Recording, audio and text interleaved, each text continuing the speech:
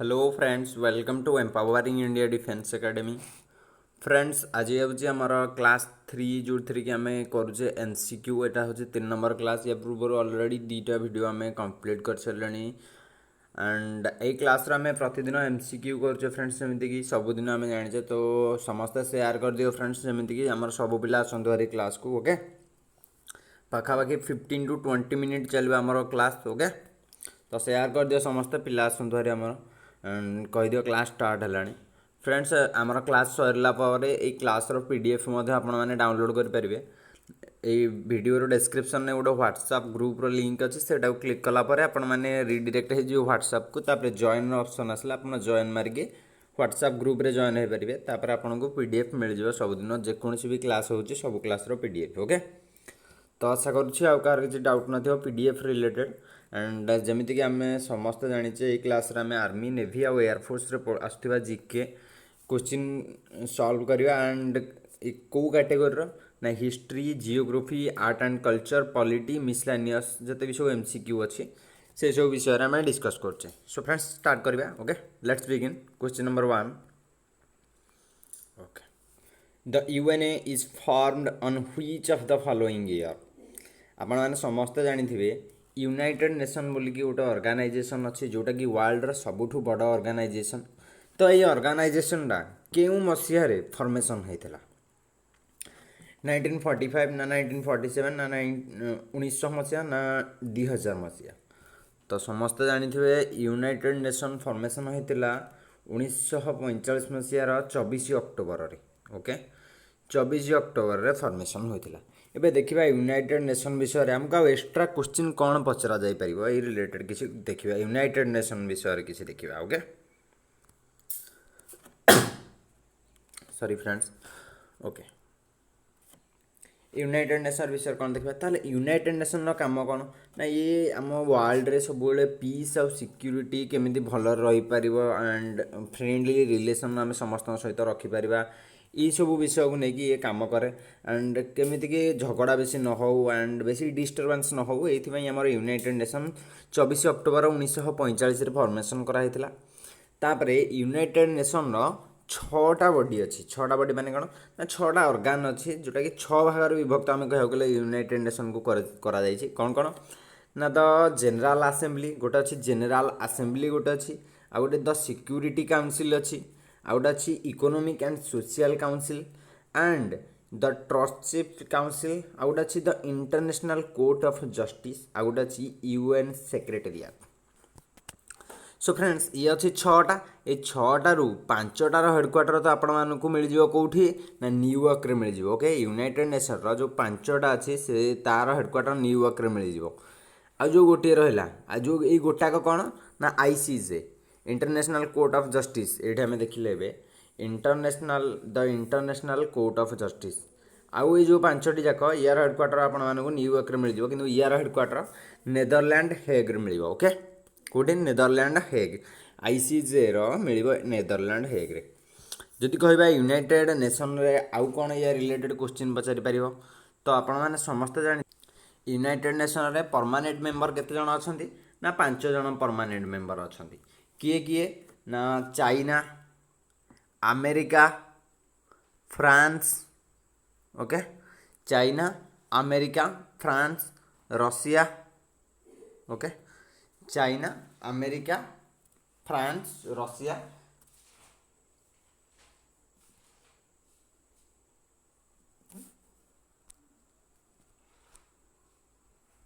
आ गोटे कंट्री कौन फ्रेंड्स ना स्पेन। ओके, स्पेन यही सब हेल्ले तार permanent country.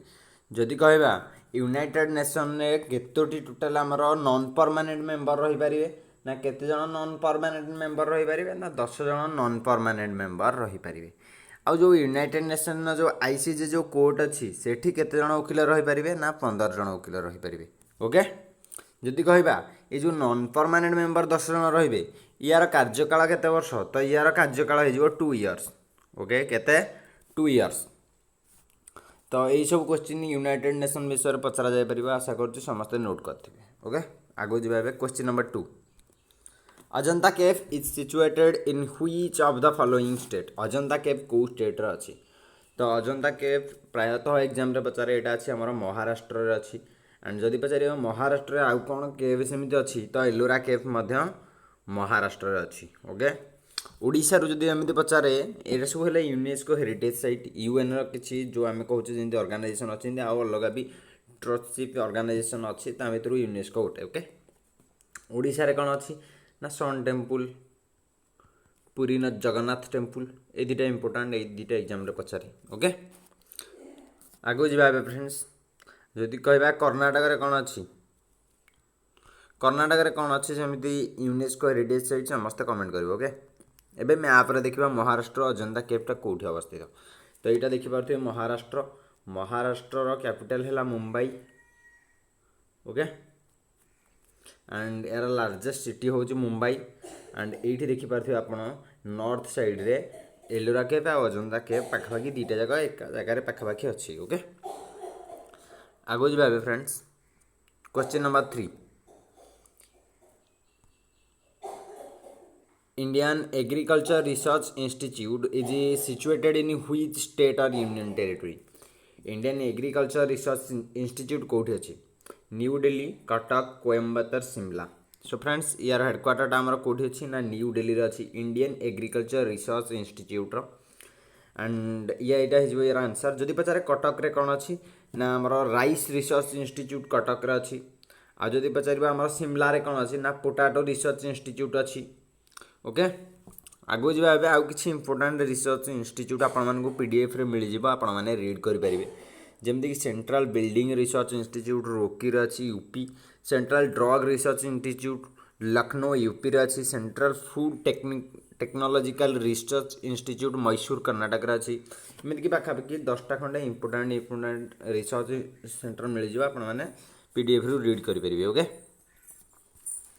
Question number 4 Pandit Ravishankar related to which musical instrument तो एग्जाम रे पचारे कोथरु ना म्यूजिकल इंस्ट्रूमेंट आउ से ताकू किए बजाउथिले एई थ्रू क्वेश्चन पचारे तो पंडित रविशंकर से को इंस्ट्रूमेंट बजाउथिले कि कोन से बजाउथिले सितार तबला ना सरोद ना वायोलिन तो पंडित रविशंकर से सितार जणे सितार बजाउथिले से ओके। आउ कौन कौन एमती पचारे जो आमर अच्छी सब इंस्ट्रूमेंट तो किसी इंपोर्टेंट इंस्ट्रूमेंट देखा जो थी क्वेश्चन पचारे जमीक कि संतूर संतूर कोड़ा ना सरस्वती जोटा बजाउथिले संतूर ओके। पंडित शिव कुमार शर्मा या नाम पचारे एंड भजन सपोरी ओके। सरोद सरोद रगे ना अलाउद्दीन खान अली अकबर खान एंड अजमद अली खान ये सब पचारे ओके। जरीनेश शर्मा तापर नेक्स्ट सितार सितार के ना पंडित रविशंकर ए पढ़ले आ गोटे शहीद फरजम खान ओके ये सब आपण माने पीडीएफ रू रीड कर परिबे। आ गोटे सुरबाहार सुरबाहार अछि गोटे अन्नपूर्णा देवी एंड सजद हुसैन ये सब बजाउथिले कोन ना सुरबाहार। जदिका बीन बीणा जोड़ा बीन बीन माने जोड़ा साप खेलला बेले जण बजांती बीन okay. Asad Ali Khan and Zia Mohiuddin Khan okay. PDF friends हम व्हाट्सएप ग्रुप रू डाउनलोड करके आपण एगुडे सब रीड कर परिबे okay. Kuchipudi is a classical dance for which of the following Indian state तो कुचिपुड़ी होची गोटे क्लासिकल डांस एमानक मध्यरु केउ स्टेट रो आंध्र प्रदेश ओडिशा केरल ना तमिलनाडु तो कुचिपुड़ी आमे समस्त जानिचे हमर टोटल केतरा ना 8टा क्लासिकल डांस अछि 8टा सेथि मध्यरु कुचिपुड़ी गोटे एंड कुचिपुड़ी आंध्र प्रदेश रो क्लासिकल डांस ओके। कुचिपुड़ी को स्टेट रो आंध्र प्रदेश रो जदि 8टा हमर क्लासिकल डांस अछि जदि केबा ओडिसा रो क्लासिकल डांस कोन ओडिसी सिंपल मन रखिबो ओडिसी। केरल रो जदि पचारे केरल रो कथकली तमिलनाडु रो जदि पचारे भारतनाट्यम ओके भारतनाट्यम केरल और तमिलनाडु रे आहुरी गोटे मध्य Mohiniyattam okay Mohiniyattam गोटे डांस टे केरल और तमिलनाडु दीटा जगह सेलिब्रेट करा जाए ऑप्शन जदि केरल तमिलनाडु दीटा अछि तो आपण माने केरल मारी परिबे मोहिनी आटम ओके। आउ कौन इंपोर्टेंट डांस अच्छी जमीती कि कथक नॉर्थ इंडिया रो कथक ओके नॉर्थ इंडिया रे कथक एंड आउ कौन आसाम आसाम रो अच्छी क्षेत्रीय गोटे अच्छी डांस आसाम रो मन रखिबे एंड बिहू गोटे डांस अच्छे आसाम रो मन रखिबे ओके। आशा करछि समस्ते भल लागुथिबो समस्त वीडियोटा जदि भल लागुछि लाइक कर दियो समस्ते okay. Next Kapilavastu is a place related to which of the following. तो कपिलवस्तु गोटे जगह अच्छी तो सेटा कौन फेमस कौ एम क्यों पर्सनालीटी से जगह फेमस गौतम बुद्ध जवाहरलाल नेहरू ना महात्मा गांधी ना टीपू सुल्तान। तो फ्रेंड्स यहाँ जदि आम यार आंसर कहवा ताले गौतम बुद्ध कपिलवस्तु फेमस। ओके कहीं देखा ता पूर्व यही ऑप्शन गुड़ाक देखीदे जदि कहवा जवाहरलाल नेहरू ये कौन ये भारतर प्रथम पीएम थिले शांति भवन फेमस। जदि कहवा महात्मा गांधी ओके महात्मा गांधी कौन अच्छी आमर महात्मा गांधी समाधिकर नाम आपने कमेंट कहींपर। ओके आगू जा एबे देखिबा लॉर्ड बुद्धों विषय किसी देखिबा। तो लॉर्ड बुद्ध से जन्मग्रहण करते केबे ना 563 बीसी रे जन्मग्रहण करते कौटी ना लुम्बिनी नामक जगह गोटे नेपाल थिला सेठी से जन्मग्रहण करते। ओके कपिलवस्तु पाखे तापरे तांकू सिद्धार्थ बोली कहा जाउथिला। तापरे से जेतेले ज्ञान पाइले एनलाइटमेंट हेले कौटी ना बुद्ध गया बिहार रे अछि तांकू सेतेबेले 35 वर्ष होइथिला। ओके कौ गछ तले ना पीपल ट्री तले से ज्ञान प्राप्त करथिले। एगुड़ा मु जेते सब पॉइंट राउंड करुच्ची से पॉइंट गुड़ा सबू केबे ना केबे एग्जाम रे पचारछि। ओके तो समस्ते मन रख। ओके तापरे नेक्स्ट आउ कौन देखिबा ना he delivered his first sermon at Sarnath. Sarnath रे से तांकर प्रथम भाषण देइथिले जोटा कि बनारस रे अछि and spread his message for approximately 40 years. Okay 40 वर्ष सेतेबेले तांको होइतिला। Before dying at the age of 80 से 80 वर्ष रे मरिया पूर्वर केबे ना 487 बीसी रे से कुशीनगर रे मरथिले तांको देह त्याग होइतिला। ओके उत्तर प्रदेश रे तापरे देखिबा बुद्ध आउ कौन कहते ना बुद्धंकर गोटे जो स्टोरी थिला। ओके सेटा आज अच्छी कौ बही नामक ना जटक से गोटे बही अच्छे से अच्छी जदि कहबा से जो लैंग्वेज से क्यों लैंग्वेज व्यवहार करते लिखबारे लिखला बेले से त्रिपिटक लैंग्वेज व्यवहार करते। ओके आशा करुँची यही सब पॉइंट आपण हेल्पफुल हम। ओके समस्त मन रख कहीं से पॉइंट गुड़ा सब एग्जाम रे पचारे। Okay which of the following is called frontier Gandhi. Frontier Gandhi क्या कह जाए फ्रंटियर गांधी क्या कह जाए खान अब्दुल गफ्फर खान ना महात्मा गांधी ना सरदार वल्लभ भाई पटेल ना समुद्रगुप्त। सो फ्रेंड्स यार आंसर कौन हो ना यार आंसर हो खान अब्दुल गफ्फर खान को फ्रंटियर गांधी कह जाए एंड महात्मा गांधी अच्छी बोली कहीं महात्मा गांधी यार आंसर करवानी फ्रंटियर गांधी क्या कह जाए ना खान अब्दुल गफ्फर खान। जदि कहवा महात्मा गांधी जी को कौन कह जाए ना बापूजी कह जाए। ओके बापूजी कह जाए। सरदार वल्लभ भाई पटेल को कौन कह जाए आयरन मैन कह जाए समस्त जानते लौह मानव आयरन मैन। जदि कहवा समुद्रगुप्त आपको कौन कह जाए समुद्रगुप्त कह जाए Napoleon of India. Okay Napoleon of India कह जाए। आगू जा which of the following award is given for journalism. तो जर्नलिज्म आपण मैंने जानी जो न्यूज रिपोर्टर मानक मध्यरु जर्नलिज्म जे जर्नलिस्ट कर जर्नलिस्ट जे ताको एम क्यों अवार्ड टी दि जाए तो समस्त जानते पुलिटिजर अवार्डटा जर्नलिज्म दि जाए। ओके तापर आउ जो तीनोटी अवार्ड अच्छे देखीदा जमीक ओस्कार अवार्ड कौन दि जाए ना वर्ल्ड वाइड रे जिते भल मूवी एटा अमेरिका रे दिया जाए। ओके ताहले एटा कौन दि जाए ना फिल्म दि जाए। नेक्स्ट कलिंग अवार्ड कौन दि जाए कलिंग अवार्ड साइंस दि जाए एटा भारत रे दि जाए। मैन बुकर पाइछि। ओके मैन बुकर प्राइज गोटे लिटरेचर दि जाए। ओके फ्रेंड्स गोटे मैन बुकर प्राइज अच्छे आ गोटे मैन बुकर इंटरनेशनल प्राइज अच्छी दुटा जाक लिटरेचर दि जाए समस्त मन रखिए। Okay Man Booker prize literature दि जाए। Okay maximum strength of Rajya Sabha समस्त जानते आमर सेंटर माने आमर पार्लियामेंट रे दीटा सदन अच्छी गोटे है राज्यसभा गोटे है लोकसभा। तो राज्यसभा रे मैक्सिमम स्ट्रेंथ केते तो राज्यसभा रे मैक्सिमम स्ट्रेंथ होची 250। ओके एटा तो इजी क्वेश्चन ना किंतु राज्यसभा विषय में पाखापाखि 20 ରୁ 25 क्वेश्चन पचारि पारियो। तो कौन कौन क्वेश्चन एग्जामिनर पचारि पारे आम ए देखा राज्यसभा विषय किसी इंपोर्टाट पॉइंट। ओके जमीती कि राज्यसभा कौन कह जाए ना काउंसिल ऑफ स्टेट कह जाए अपर हाउस कह जाए राज्यसभा कह जाए ये तीन टा जाक वार्ड पचार राज्यसभा को कौन कह जाए अपर हाउस ना लोअर हाउस। तो यार आंसर हम अपर हाउस। आउ कौन कह जाए ना काउंसिल ऑफ स्टेट्स कह जाए। ओके एबे नेक्स्ट देखिबा Rajya Sabha is the upper house of the parliament of India एबे कहली अपर हाउस कह जाए एंड जो राज्यसभा आमर रखा बोली किए कौटी कहला माना मॉन्टेगु चेम्सफोर्ड रिपोर्ट गोटे आसाला 1918 मसीह डिसाइड कराइला आमर राज्यसभा करे बोली and 1921 Masih fast time established होता ओके। तापर फास्ट राज्यसभा वाज गवर्नड इन 1952 तापर आम देश स्वाधीन होला पर 1952 मसीह आमर राज्यसभा लोकसभा ये दुटा रखागला। तापर आर्टिकल 80 पाई आमर आर्टिकल 80 रे आमर राज्य इंडियन कॉन्स्टिट्यूशन आर्टिकल 80 रे राज्यसभा विषय लिखा जाइए एटा इंपोर्टेंट ओके। केते जण ना 250 जण मेंबर रहिबे बोली आर्टिकल 80 रे लिखा जाइए ओके।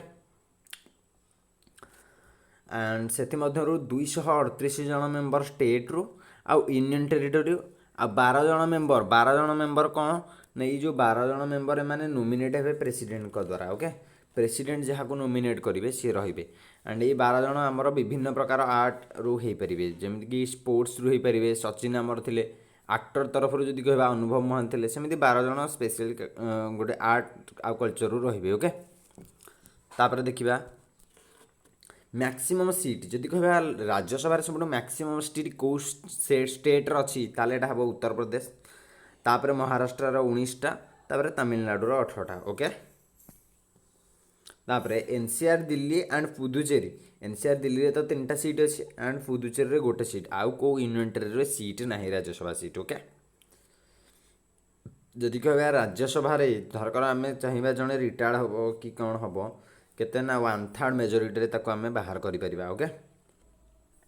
एंड राज्यसभा मेंबर मानकर कार्यकाल केते वर्ष ना 6 वर्ष ओके। यहाँ इंपोर्टेंट समस्त 5 वर्ष भावती कि हम 6 year okay. And ex officio chairman क्या कहुए राज्यसभा भाइस प्रेसिडेंट को ओके। भाइस प्रेसिडेंट को ex officio chairman of Rajya Sabha कहुए। तो फ्रेंड्स यही पॉइंट गुड़ा सब पीडीएफ रे मिल जाए आम व्हाट्सएप ग्रुप रे आप पीडीएफ टी डाउनलोड कर पीडीएफ टी रीड करेंगे ओके। आगु जावा next question who was the first chairman of planning commission. तो प्लानिंग कमिशन जो आम देश स्वाधीनता लगे गोटे प्लानिंग कमिशन बोली किसी गोटे कराइला जार कि हेड करते किए ना पीएम।